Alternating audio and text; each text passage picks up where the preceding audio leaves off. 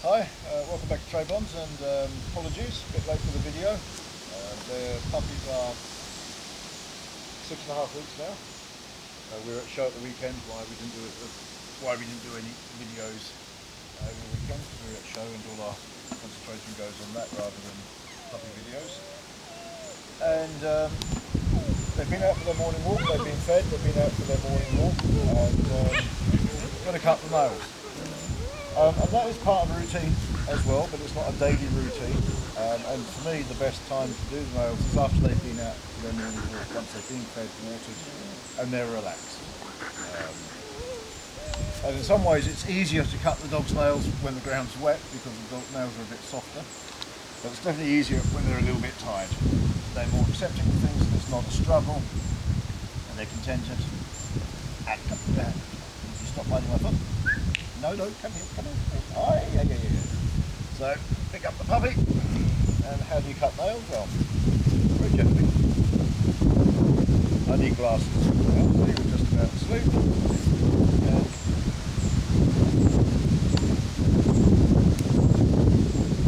And it's relatively easy if you've got a contented puppy to do after that. So, you know, in general, puppies are, oh yeah.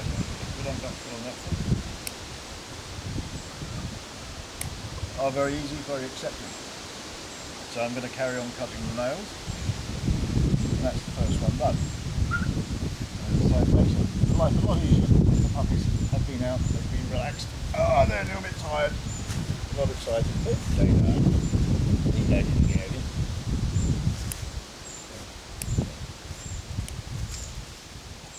And it goes reasonably quickly. Hopefully. There we go.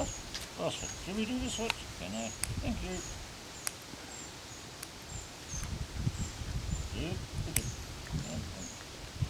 So, this is part of the routine. It's part of the trust that you build up with your dog and everything else. I'm going to carry on with that in a minute. As I say, we're at show, so I'm going to talk about something slightly different now. We were at show the other day, and there's been as normal when you go to show, there's always debate going on, and put a dog on the table. So, and if you actually look at the show video, you'll see what we're achieving. We've got puppies from different litters and everything else out there, but we're talking about construction here. Yeah, and that's what we're aiming for. It's not fluke we achieve this. It's not luck. It's planning. Yeah? And you can feel the construction of the dog. You have to be able to feel the construction of the dog. And all that doesn't stand on the puppies. Poor little thing. Just had your nails cut and then you get rewarded. So, there you go. Exactly. As I say, and if you look at the show video, especially the breeders group, you'll see that we're achieving good results there. It doesn't matter which puppy I've got here. We've got consistency, is the word I'm looking for. I'm not saying we're the best breeder in the world or anything like that, I'm just saying we have a good consistency in what we're doing and the way we're doing it. And that is through something called selection. Yeah, that is following something called a standard. Of course, health and mentality also play a huge part in that selection process. And show is very, very important. It's not about just running around the ring. I know many people think it's a nothing thing, you just turn up with your dog. For us, it's part of our selection process. The whole thing there. Hey, look, it really is, it's part of that process. Because what we have is a judge's opinion about the dog, an independent opinion about the dog.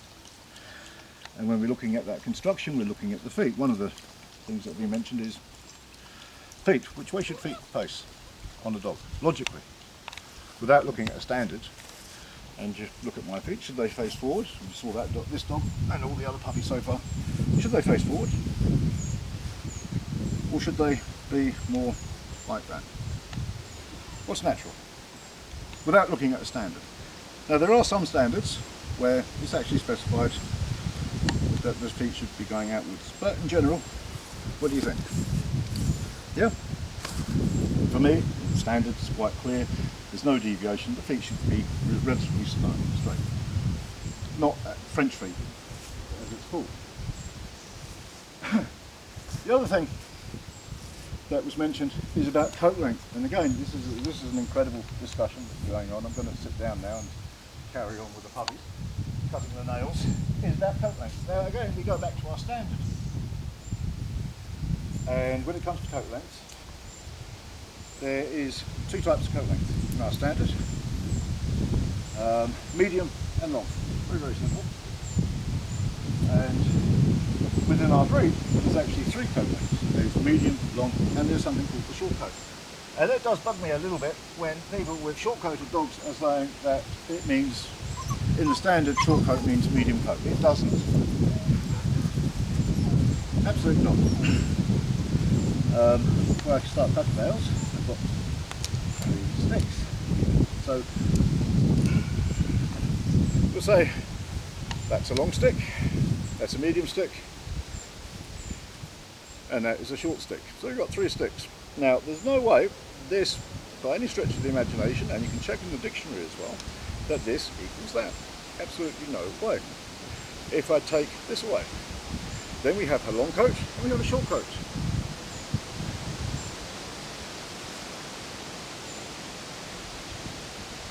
We take that away, we have a long coat, we have a medium coat. It's simple. This does not exist in our standard. The fact that the dogs, and there are dogs bred specifically for that, is going out of standard. I don't believe we should be breeding out of standard. I don't believe we should be taking parts of the standard and saying, well, I don't like that part, I'm going to breed something else. And oh, come on, one of you, please. Nail cutting. Done yours, have I done yours? Yes, done yours. Hello, Fluffy. Hello, Fluffs. Wobble. So back to nail cutting. So that is the standard and what we're breeding to. And to a great extent, because we don't, what's the word? Favourize and say, oh, I don't like that bit, I'm going to add to the standard. We've got a consistency. That is pedigree breeding. It's consistency.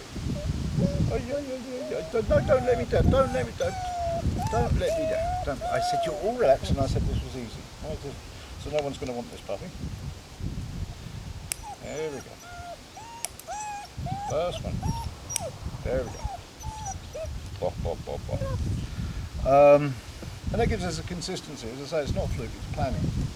And show is about the judge's opinion. When we go to show, we film every show we go to. And the reason we do that, really, is not for your entertainment, it's for our selection process. When we film as a dog show, we pull apart every single dog. When we look back on the videos, we're seeing the good points, the bad points, because it's very, very important as a kennel. You don't get kennel blind, where you can only see your dog and you pay no attention to the opposition. Very, very important. And you have to accept that in the show ring itself, on the day, you get emotional and blah, blah, blah, and you don't actually see too much going on. So we use the videos and we dissect those videos. Oh, that'll teach you, won't it? Ooh. And we dissect those videos. We slow the video down when we're looking at the movement. We count the steps around the ring to see which is the correct movement. We're looking at the shoulder. We're looking at the dogs as a whole, not just as on a competition level, but as also possible matings, what the future is, the direction we're going. So for us, the video is very, very important, and it certainly helps us in our understanding of anatomy and everything else that goes along with it.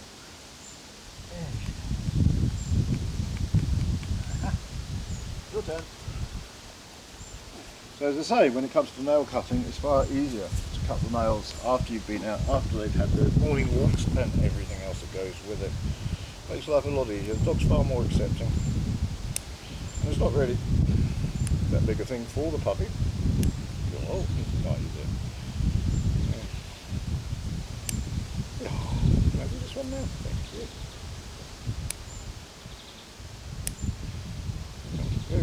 easy, which is what it should be.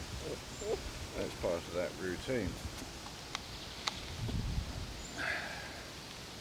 So I'm going to carry on finishing off the nails, but that's your puppy. As you can see, it's a very even litter again. There's nothing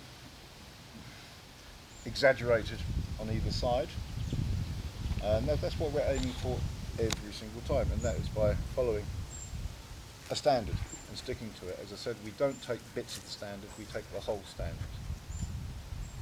Yeah, so when it comes to coat length and feet and all that, and you see these discussions, as I say, I mean, read the standard, it says what it is, that's it. I don't see as there should be a need for discussion, or for breeders, especially when they've got so much experience, to justify why they're doing something out of standard.